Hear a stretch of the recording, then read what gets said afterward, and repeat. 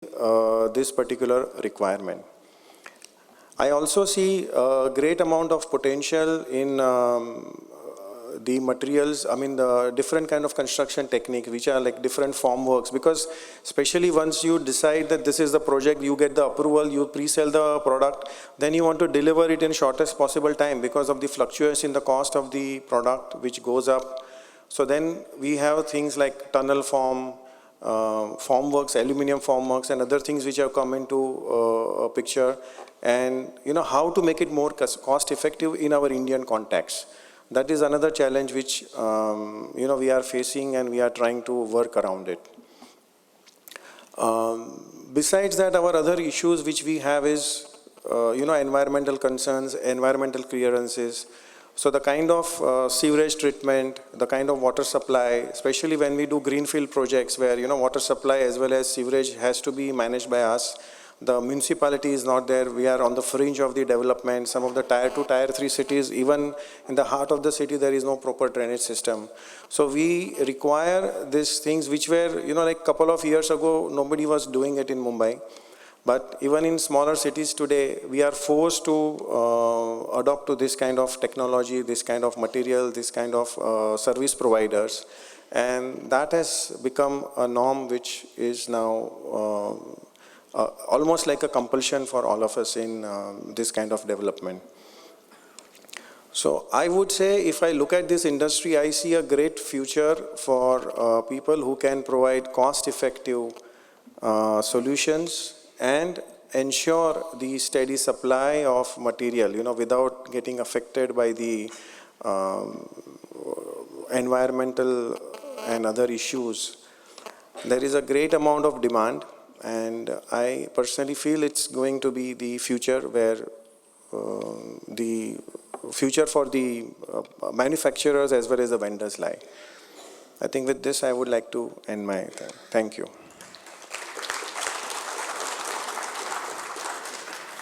Wonderful thoughts. Cost-effective material is need of the hour. May I now invite architect Reza Kabul to speak a few words on the subject, sir.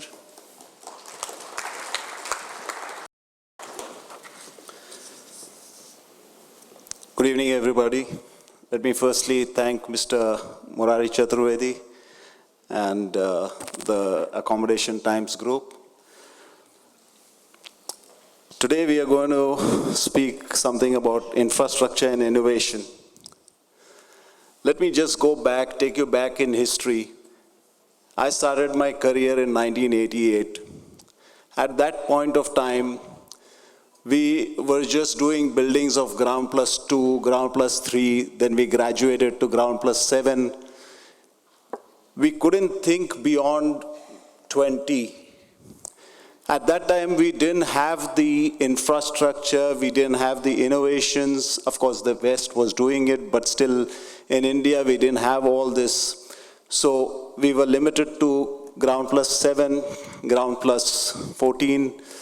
Even my dear friend, Mr. Monani, will tell you, we were doing buildings in Borivali and Kandivali, all restricting to ground plus 7, so that the cost would be, ground plus 7 was the maximum, and we used to stick to that so that the cost was there, we could sell.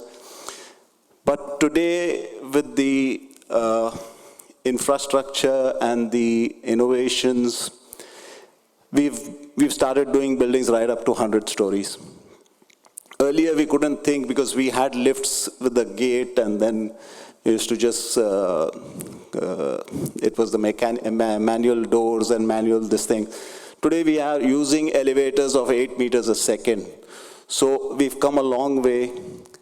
Now, of course, there's a cost to everything that comes in. But how do you control the cost and you build something which is outstanding and something which is innovative? So we came up with a lot of materials, and of course the government supported us to import all these technologies. Now we have a lot of these alu forms that have come in. You can speed up your construction and you can get better finishes. You reduce your operations, You can, and with the problem of sand, so you do not have to do plaster.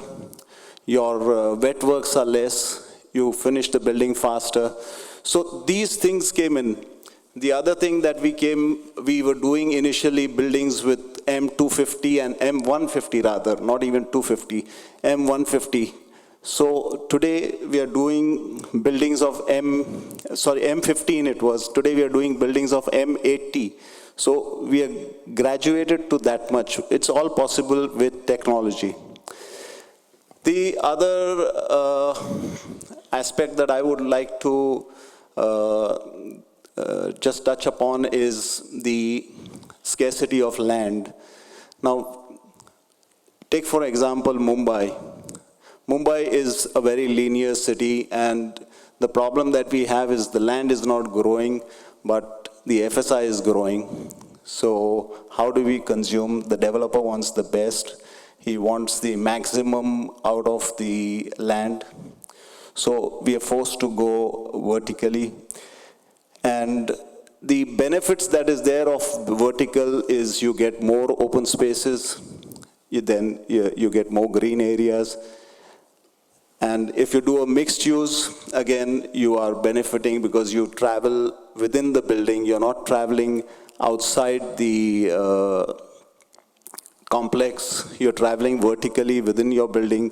So you do not have to, you do not have to use vehicles or anything. So you're not losing time. There's less pollution, and you get to work faster. So innovation has got its own benefits, and I think we have used it to quite a bit. The other thing is, if the government helps us in doing good infrastructure, which like your roads, your mass transport. Mass transport is a very important thing. If we can, get like metros, which has come into Mumbai lately, and you see the amount of transport easement that has taken place on the Warsaw Ghatkopar belt, where you can travel easily. So if the city, if the government comes up with infrastructure like metros or rail or mass transport, which you can take the people outside the city, you create workforce for them, you create a walk to work environment for them. That would be the best thing I think we can do. So what happens is you are decongesting the city. People don't have to come into the city every day. And you can commute within the city and your work this thing. The other innovation that we saw over the years, like when I started, we were working on the drawing board with the pencil, and we used to do all our drawings on the tracing paper and everything, and the client used to come to us and they used to tell us, okay, we used to do a drawing, and the client used to tell us, I don't like the drawing, I want to change something. So we used to tell the client to come back after a week, because that was the way we used to work. Today, we are on the computer. When the client says he doesn't like an option, within the minutes that he is there in the office, we do another option or maybe a couple of options, and we close it. So we have expedited the work, and we have come a long way where the drawings are there.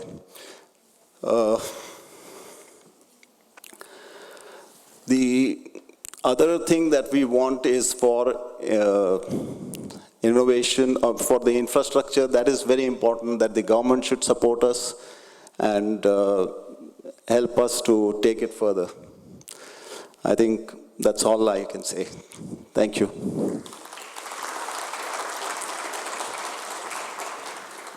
Thank you very much, sir. Indeed, it's a food for thought for all of us.